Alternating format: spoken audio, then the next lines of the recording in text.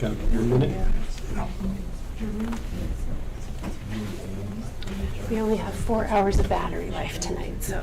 I'll make it quick. We're gonna make it. 9 minutes, people. We gotta beat 9 minutes. That's my current record. Well, I think it's gonna win. I know, Monty's gonna screw it up.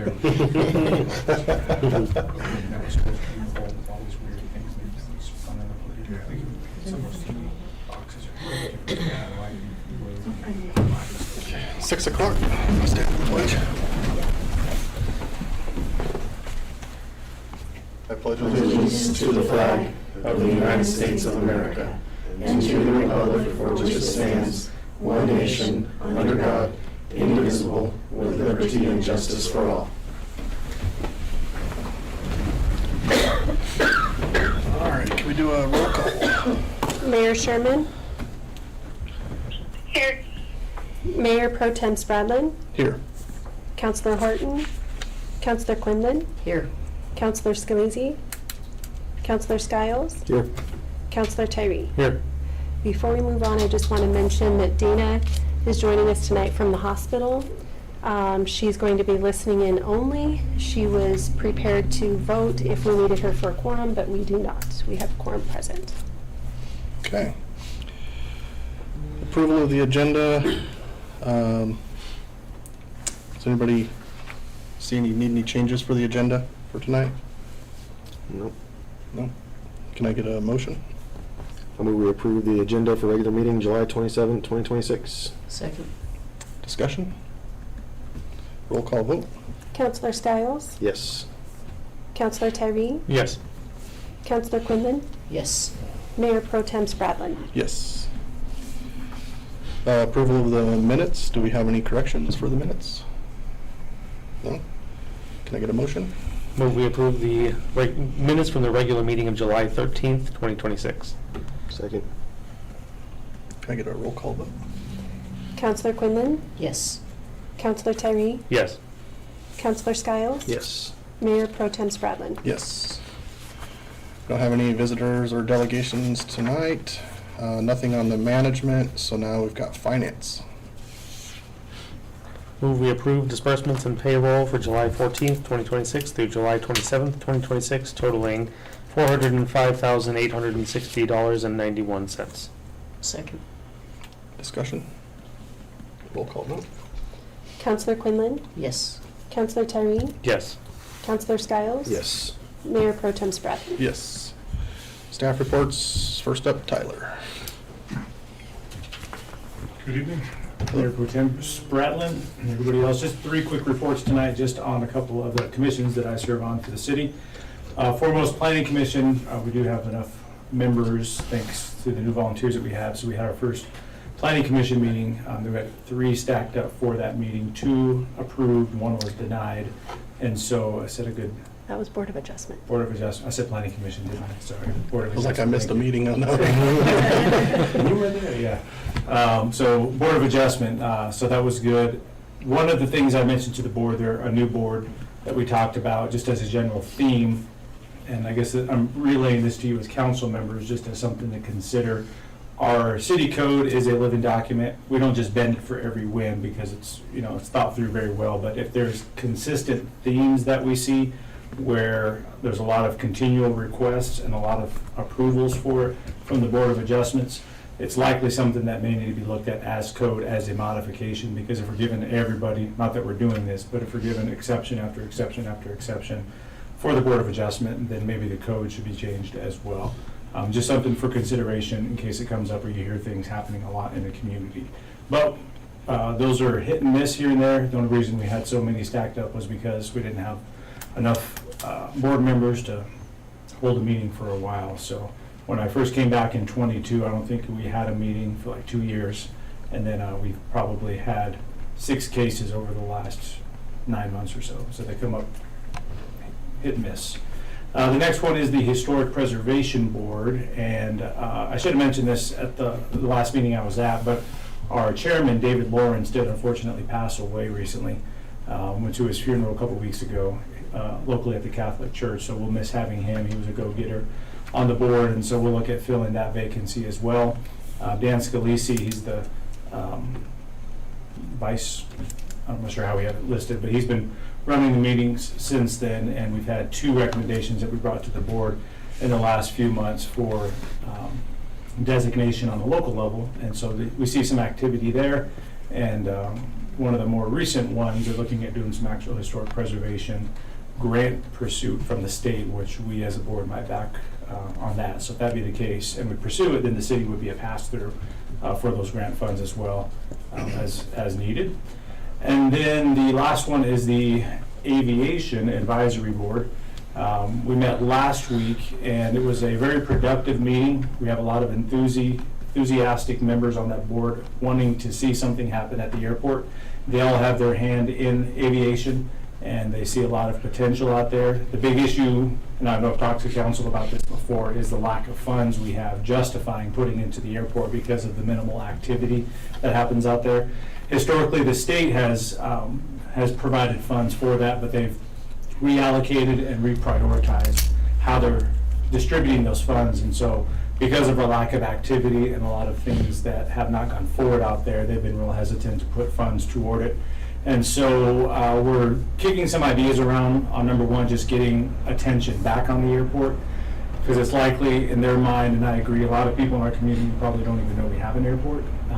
And if you've ever talked to someone, like, Russia has an airport? And so we do out east, in case anybody's watching this or curious. Just drive out in 34, look on the left side, and you'll see it there. Probably with no airplanes. There's a couple of hangars there, but there's a lot of potentials. The city does have a city-owned hangar, which is currently vacant, so we could certainly, we would like to have someone utilize that hangar for us and bring in some revenue and just put it to use overall. But, so drawing attention to that, doing some special events like a drive-in movie theater was one of the examples. Get a big inflatable screen, speakers, people drive their cars in and can watch a movie on the tarmac there at the airport. We also, one of the issues is the condition of the airport itself, very, very old. We had an assessment done 2 years ago from our engineers, and actually, it's about a year and a half ago, and they estimated 2 years left, life years left on the airport.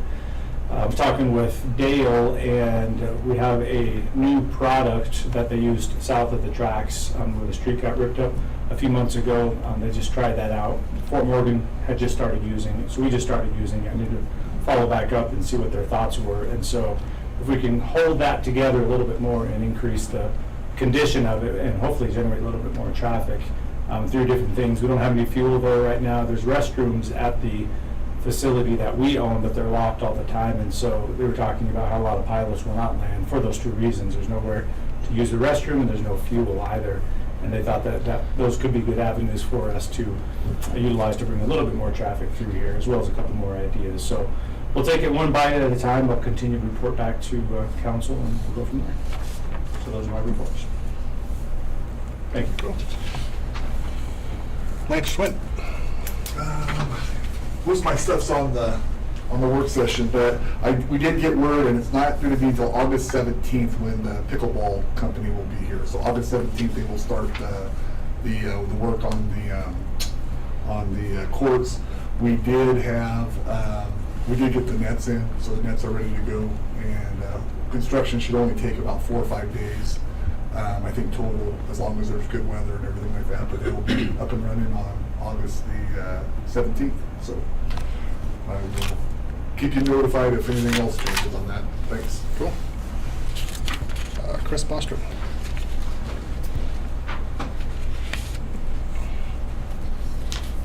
Good evening, everyone. And in your packet this evening was the 2027 budget calendar. So it's that time again. Looking forward to that. So this may be new to some of you, but I did want to bring attention to a few of the deadlines and items and the dates that are on the calendar. August 25th, the county assessor certifies the property assessment to the city.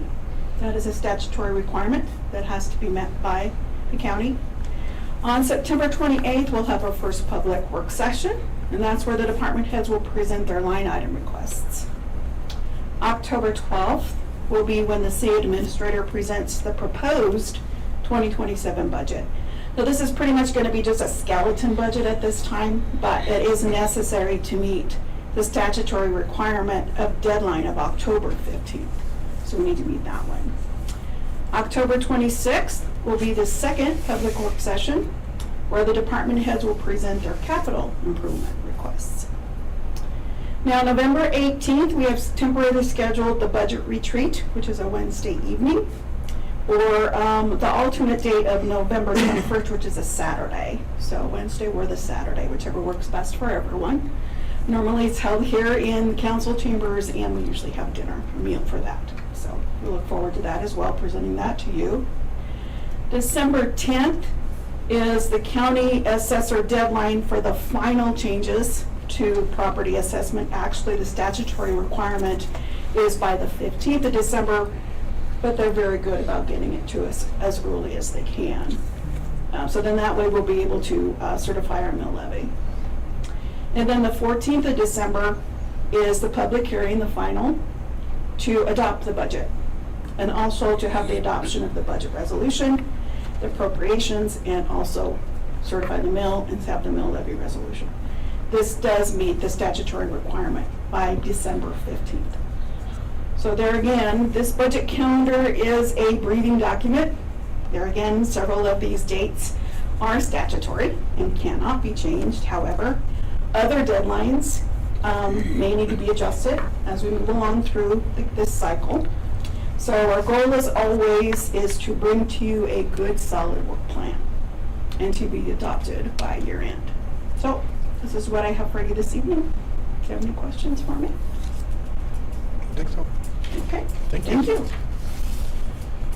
Kim Dykes. Nothing for you this evening. All right. Miranda Packard. I also have nothing to report this evening. Man, this is easy. Dan Crow, you got anything for us? Sorry, I couldn't get unmuted. I don't, unless you guys have questions for me tonight. All right. Actually, that's not true. I apologize. I just checked my email and I got an update on 7 Circle Drive from one of the investors, and I hope to meet with Monty later this week to talk to that guy. Okay, cool. Monty Torres. Just one item. The fire chief wanted to pass on that he and his team, a 4-person team, is up in Washington State working on that fire that's up there. And then he wanted to relay also that the open house for their new trucks that they purchased is going to be in August. I can't remember the date offhand, or hold on a second. I think it's going to be, he just says in August. So that when that comes about, we'll let you guys know. Everything else is on work session. Cool, thank you. Mayor, council reports, I got. Lance had something. Lance? I got just one more quick thing. I just wanted to remind everybody that next Tuesday is our community barbecue that we hold with the chamber. Okay. Customer appreciation. That's from 5:30 to 8 o'clock at night over at Eastbourne County Library. So usually we do have a band that's going to be there playing from 5:30 to 8, but all the businesses chip in and provide food for the community, and the Lions Club cooks. So that'll be next Tuesday, August 4th. Cool. Okay, mayor and council reports. You guys got anything? I don't got nothing. So I guess I'll look for a motion to adjourn. So moved. Second. All in favor? Aye. Opposed? And we're done. Work session. 13 minutes. This is close. Slacking. Tyler. I was going to give you the signal button. We're going for Russia. Getting them these things, huh?